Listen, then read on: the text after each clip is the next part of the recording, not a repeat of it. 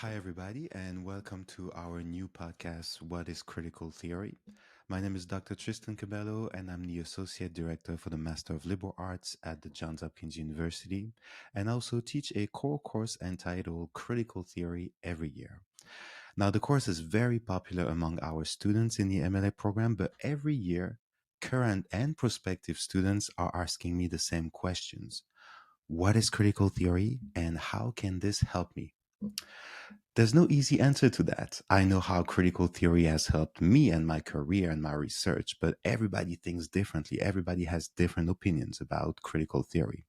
So this year, with my students, we have decided to record a podcast on the course so you can get a wide variety of perspectives and opinions before you decide to take the course or join the program. Today, I'm joined by Binta Aliyu, a first year MLA student. It's good to see you, Binta. Good to see you, Dr. Cabello. So, Binta, I have a few questions for you about critical theory. As I mentioned in the introduction, there are many definitions of critical theory. What would be your own personal definition? For me, critical theory is the roadmap to physical, mental, and emotional liberation. It Mhm. provides you with the confidence to confront and critically analyze ideological forces that constrains you as an individual, especially ones that lead to oppression. Mhm. Yeah, very good. Absolutely. Yeah, it's a very liberating way of thinking about the world, really, right? Yeah, you're Absolutely. absolutely right. How has critical theory changed your perspectives on the liberal arts or your research or your perspective onto the world? I have gained a broader understanding of the effects of various injustices, ranging from everyday life and relatively mundane to the systemic worldwide implications of various systems of oppression. The ones that I had no idea existed, the ones that have been highlighted to me, and the ones that um, having having conversed with my Yeah. sisters or friends or family, I have learned it has opened up a lot of doors to Mhm. so many injustices that I had no idea where it could be tagged or referred to as injustices to even begin with. Yeah, well, great, great. Yeah, of course. And in the course, so as you mentioned, we explore many different theories, many different historical ideas, intellectual ideas. Um, it goes from gender studies to LGBT studies to queer theory to critical race theory. If there is one that really stuck with you, that was really important to you, that really changed your way of thinking, what would it be? That is a really good question. But I would love to add that there were so many theories that resonated with me Yeah, that I fell in love with. yeah, But I would definitely go with feminism on this one. yeah, Well, feminism is about the rights of women all around the world. It is a reaction to patriarchy, inequality, exclusion, subjugation, and forceful domination of women. I would like to highlight the contrast between Western ideology of feminism and what it means to be a feminist in Africa today. yeah, In most African countries and certain cultures, it is about the basic human rights of a woman and the role she plays in society. Women are fighting for the right to be educated, for the right to be able to have a choice in their personal lives, and also to be respected.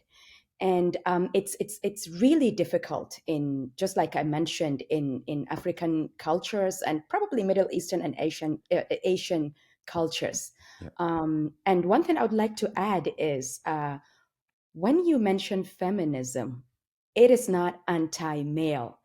mhm, It is just a cry for help.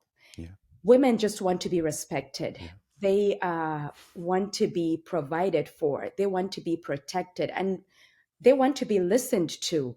And I feel like a lot of cultures are unable to do that, and under the guise of metanarratives or Yeah, of course. religion. Hmm. So Of it's course. we just want to be heard. Yeah, yeah, and it's Yeah, a very good point here that you make also that within, any theory, right, we try as much as we can. Of course, it's only a 15-week course, right. but to explore the many perspectives on this theory. And you're Mhm. absolutely right that the perspective on feminism from, let's say, a Western Right, culture is very different from an African culture or Asian culture. So we try absolutely, also to put the emphasis on this in the course. absolutely. At the end of the course, also, I ask all students to pick a theory on their own that they would like to explore. Because, as I mentioned earlier, of course, we cannot study everything in one semester. Can you explain what did you choose and why? I chose global studies. Yeah. And the reason why I chose this theory was because I felt global studies is interested in the links among and between nations Yeah. as they relate to culture and human interaction. And it is the study of culture, ecology, ideology, identity, and contingency. Global studies helps in developing world knowledge while still confronting contemporary human issues. An example I would like to highlight is the pandemic and Yeah. how it moved across the world and affected different nations in drastically contrasting ways. The global collaboration between countries led to a rapid development of the vaccine. And examining those connections and how they functioned is definitely the work of global studies.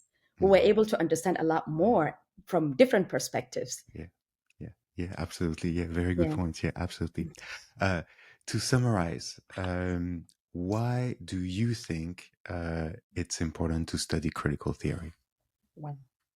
It is imperative to study critical Yeah, theory as it helps to understand, critique, and challenge societal meta-narratives and power structures, particularly those that lead to oppression.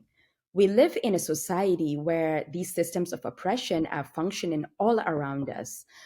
So we must understand and interrogate them in order to combat them and be able to interpret and hopefully make the lives of people around us a little better and a little yeah, bit more tolerable. yeah, of course. One step at a time, right?